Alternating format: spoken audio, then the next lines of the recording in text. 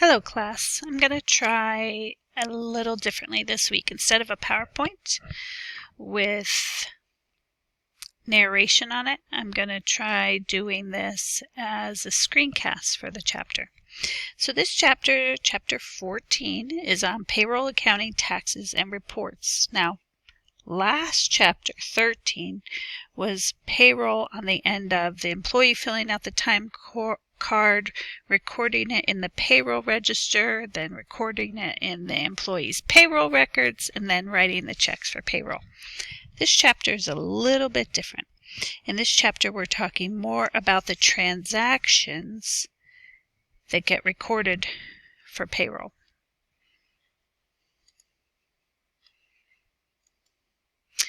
So first, let's look at the payroll register again. Now, you did learn about that in chapter 13. Payroll register is for the 2-week period of time. Every employee is listed from the payroll. In this case, they're listed alphabetically, but their employee numbers are in there too. Notice the employee numbers are not in order because they were hired at different times. Susan obviously was hired first, then Justin Young, so it just goes in order by employee number. The payroll register includes their marital status and the number of withholdings they have, their regular pay, overtime pay, and all of their deductions, as well as their net pay. And then you see at the end, the last column is the check number. So these employees were already paid and written their check. So now what do we do? Well, we have to record these transactions into a journal. Because last chapter we didn't talk about journalizing at all, but you know that accounting, things have to get journalized, things have to be posted. All of that has to happen as part of the accounting cycle. So here's how the transaction would look. I'm going to go back to that last slide for a minute. Notice total net pay, total gross pay, total to federal income tax. Notice how everything's totaled. Those totals are what we use for the transaction. There is one debit to the expense called salary expense. Expenses, have a normal balance side on the debit side, And then all of the other accounts you can see are payable accounts, and usually are payable accounts. Sales tax payable, accounts payable. They all have a normal balance side on the credit side. And there's one last credit here, and that's to cash. So the transaction would be debit to salary expense, then credit to each of the individual deductions. These are all deductions. And then one last credit to cash. That's the amount that they actually took home as their net pay. All of these were their deductions. Okay? So that's how you record the payroll transaction. This just goes over each of the accounts. Salary expense increased on the debit side. Then you have all your payables, and I said these are all liabilities. They increase on the credit side, and then you have your cash, which is an asset. This is what the transaction looks like in the journal. You have the date. You've got your one debit. It's a general debit. Then you've got all your credits. There they are. And then there's that one credit to cash. Cash is the only one that has a special column. The rest go in the general debit and credit columns. And there's your check number 312.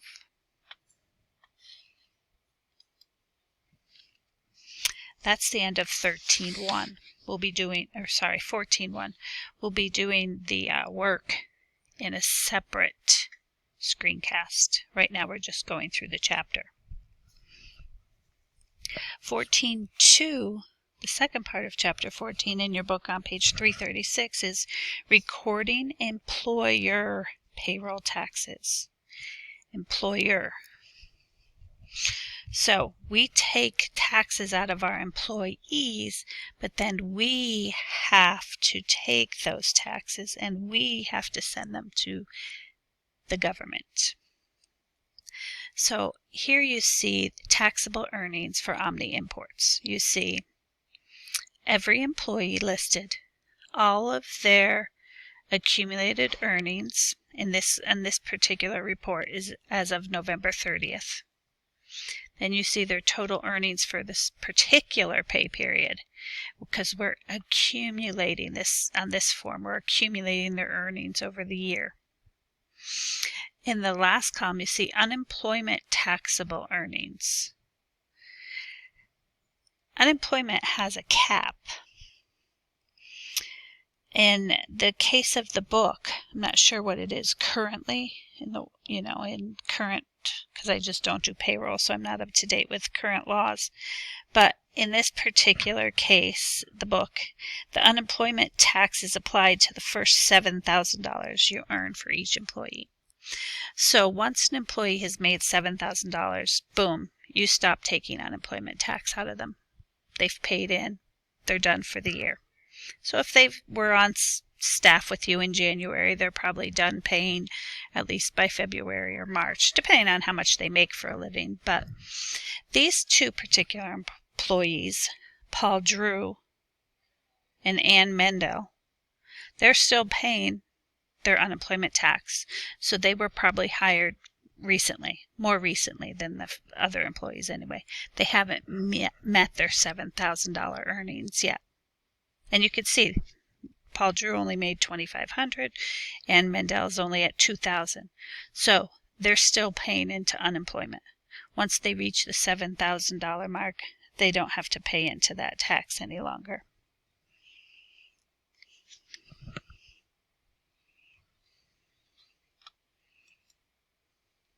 So we have to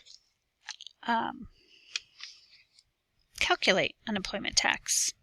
So what we do to do that is we take their taxable earnings, however much they made this period, and we times it by 0.8% to get how much they owe for federal unemployment and for state. So in this case, federal, for this pay period, they owe $1.47. And for the state, which is a little bit higher, 5.4%, they owe $9.92. So it's calculated based on a rate. Remember, 2 decimal places. Rates get moved over when you go to calculate. So $183 was really times by 0.054 to get the $9.92.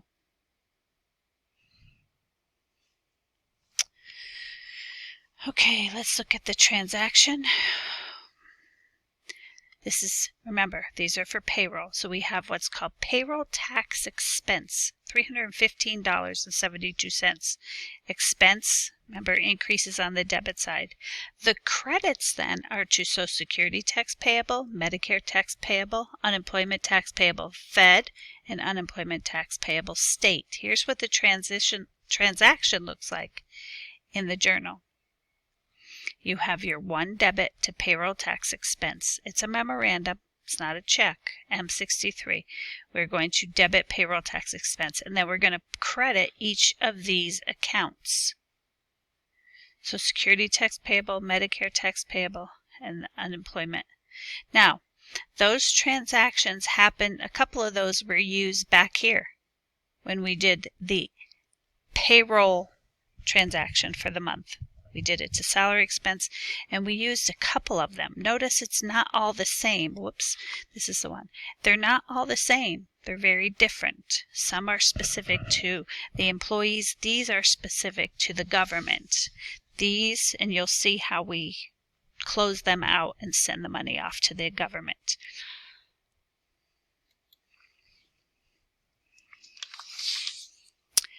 All right, this section starts 14.3, which is on reporting, withholding, and payroll taxes.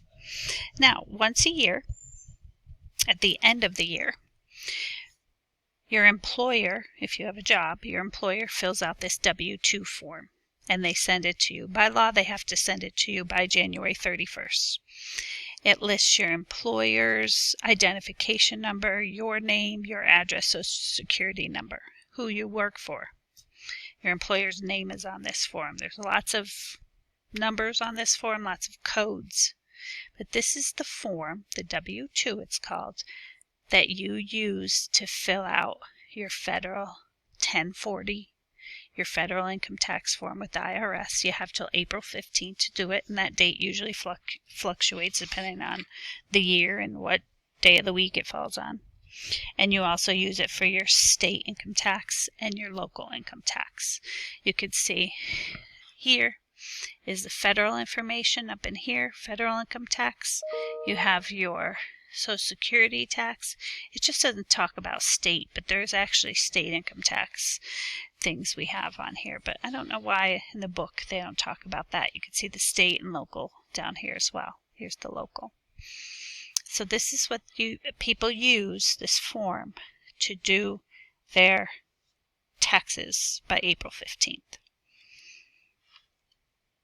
Now, the employer, okay, so whoever's working in the office in the payroll office at your job has to do all these kinds of forms, or maybe they hire an accountant to do it. But this is called an employer's quarterly federal tax return. They can't just do it once a year. They're required to do it quarterly, so the government gets their money more frequently than just once a year.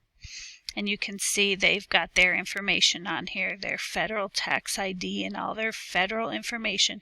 And then they have to report how many employees they have, what their quarterly earnings are, like what their employees have made up to the first quarter, second quarter, third quarter, how much income tax they've withheld.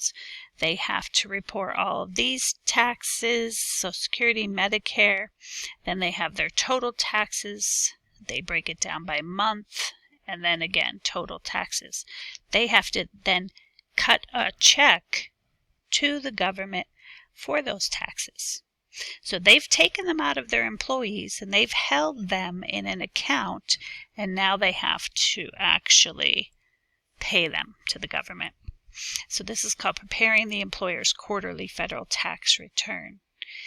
You can see total earnings, and these are the percentages that they have to pay for Social Security, for Medicare, that they have to pay into. Remember how much they took out of employees. The employees don't have to incur the total. They have to share it with their employees. So part of this money came out of the employees' paycheck and part comes out of their earnings. So it's not completely free for them. Here's Social Security and Medicare also. And you see the dates, the totals. This money goes off to the government.